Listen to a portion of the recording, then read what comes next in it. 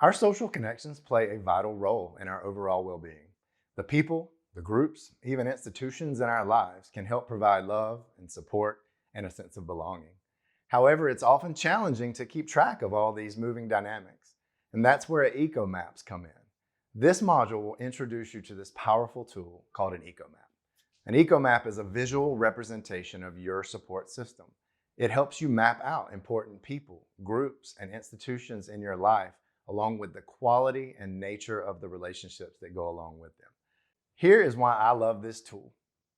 Number one, it gives you a visual representation of where your supports are, which is incredibly powerful when you're working with somebody else. Number two, it shows you the quality of those relationships. And for me, it's important when I do my own EcoMap because it shows where energy is going and where energy is coming. And lastly, it's a really good way to find where gaps in supports are, which can empower you to know which kind of new supports to target. Now, let's go find out how to make one.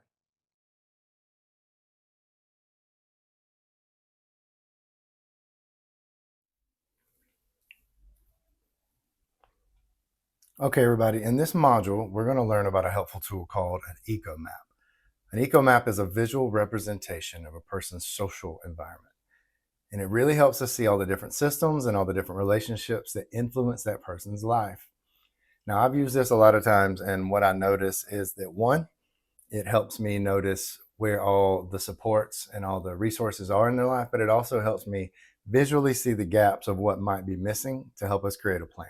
So today we're going to create an eco map for Maya. Maya is a 12-year-old girl who's experiencing some challenges, and she goes to our school, right? And this is going to help us understand the different factors that contribute to her situation.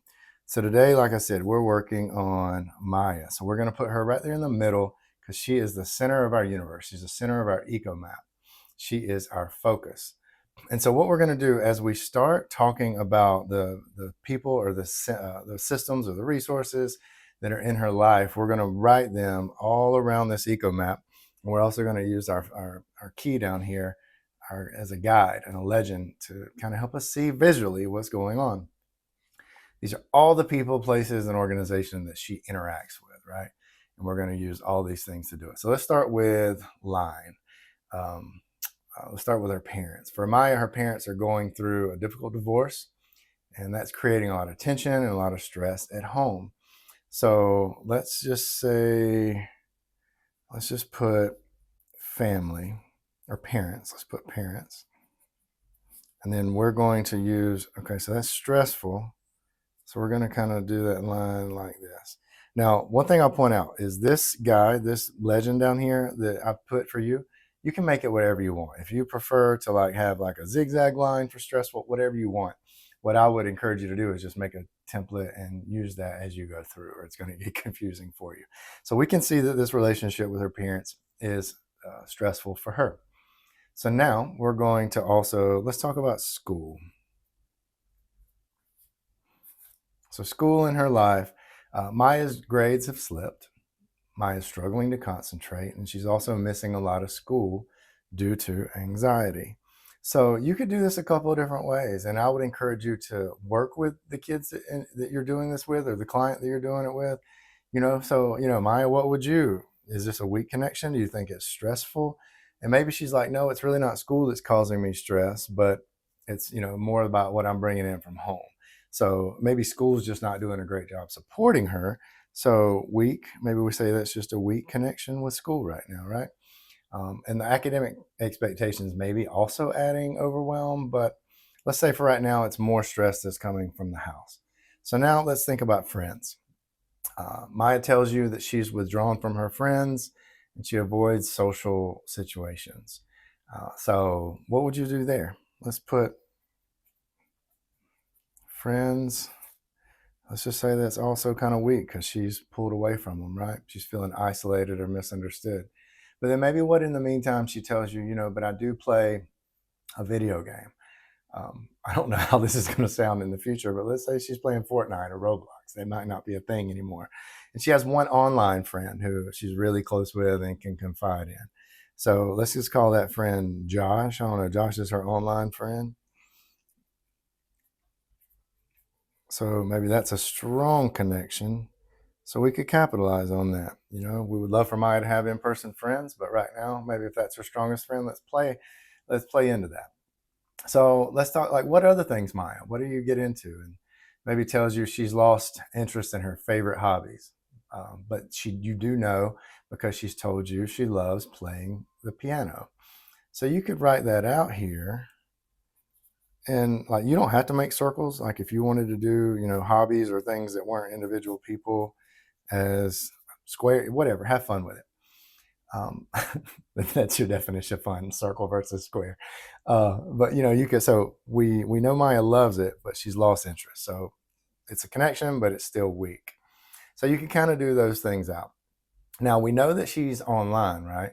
And when we talk about Josh, she also, maybe we ask her, "Do you have any other online friends?" And she says, "No, everybody else online is more of like stress. They're bullying me."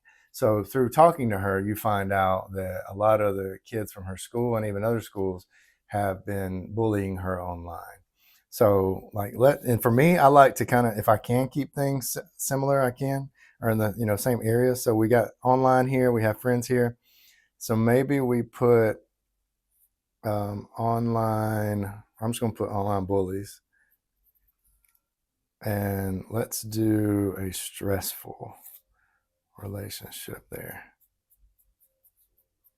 So you see how it's starting to look out there? The EcoMap's going to give us a visual overview of Maya's social environment. And as you're talking to it and you ask her, like, what does she do outside of school, right? She's not playing the piano anymore. Her friends kind of falling off. But you do find out that maybe not even on a regular basis, but her and her parents go to church, and she's really involved with, like, let's say a youth group at church. And she's like, "Oh, I don't go that often, but I do have a good time when I go. People are nice to me." Let's just say we put that as a strong connection, right? And maybe also when she does get to go, that's reciprocal, or at least with Josh, maybe that's reciprocal. So he's putting energy into her and she into him. So that's a good thing right there. So it's strong and reciprocal. And maybe the youth group is putting some energy into her when she does go. So we can kind of start seeing that, right? And that's really great. And you start to see how between the relationship with her parents and online bullies are stressful, but then you can also start to see, it's almost like a seesaw. You can see where the protective factors are. So you can start having conversations more specific with her about, well, what's going on? Is there room for more friends? How can we strengthen your relationship with Josh? Or could you go to the youth group more? What about thinking to pick up the piano? We know you love that. So you can start thinking about things of how to strengthen her different support systems.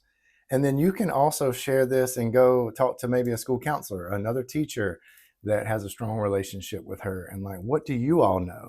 And as you, and again, with Maya, make sure that she stays at the middle of this conversation, can start to play this out. You get a more visual representation of what Maya needs and what you can already build on. That's the key. You don't have to reinvent the wheel. Without doing this, you might not even realize that she has a relationship with the youth group or that she likes piano. You can keep building on those things to help adding protective factors into Maya's life to strengthen those cords of resiliency and to help her be a better, well-rounded, and more resilient young person.